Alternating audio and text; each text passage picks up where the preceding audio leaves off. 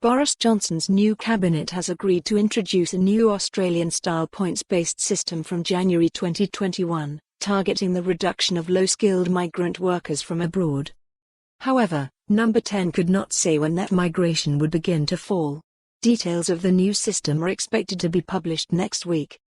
Last night, the SNP said the UK government's plans would devastate Scotland and that its focus on cutting the numbers of low-skilled migrant workers was massively concerning.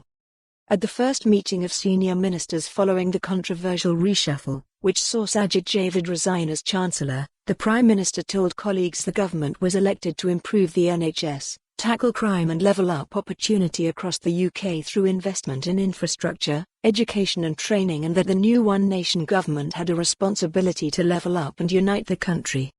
One of the government's first measures will be to overhaul Britain's immigration system and seek to begin to realise the government's long-term promise to cut levels of net migration. The PM's deputy spokesman said the cabinet, after discussion, had agreed to the implementation of a points-based system, which would be simpler and fairer than the current one. He explained, it would not discriminate between countries and would return the democratic control of immigration to the British people. The PM stressed we must demonstrate that the UK is open and welcoming from talent from across the world, but the new system would end reliance on importing cheap, low-skilled labour, bringing down immigration numbers overall. Under existing legislation, workers from the EU and European Economic Area countries can come to the UK to live or work without a visa. But Mr Johnson is keen to close the route for low-skilled migrants, but short-term visas will be considered for occupations experiencing shortages.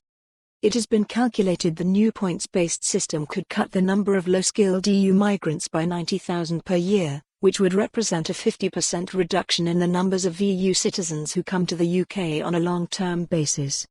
Last month, the government's independent advisor on immigration, the Migration Advisory Committee, recommended the government should lower the minimum salary threshold for skilled immigrants by more than £4,000, from £30,000 to £25,600, to help recruit teachers and skilled NHS staff.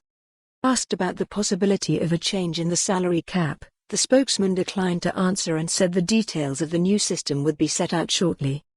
Questioned about how migration numbers would be cut, he said the new system would enable the government to control the number of people coming into the UK. It would, by its very nature, provide the government to control who comes in and out and would end. For more on this story, visit the news article link.